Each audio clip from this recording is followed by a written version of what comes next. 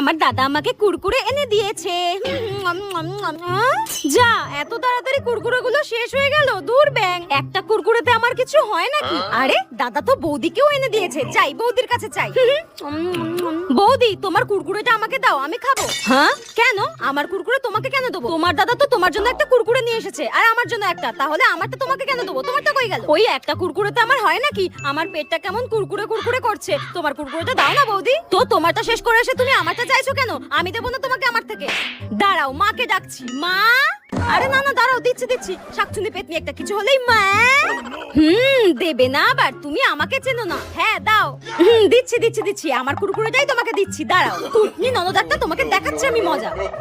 হ্যাঁ, এটা কি করছো? করো না করো না। এই নাও, খাও। তুমি বৌদি ইচ্ছা করে আমাকে দেবে না বলে চেটে চেটে কুরকুরের মধ্যে ঢুকিয়ে দিলে। দাঁড়াও, আমি মাকে বলছি, তোমাকে আচ্ছা মতো ধোলাই দেবে। মা!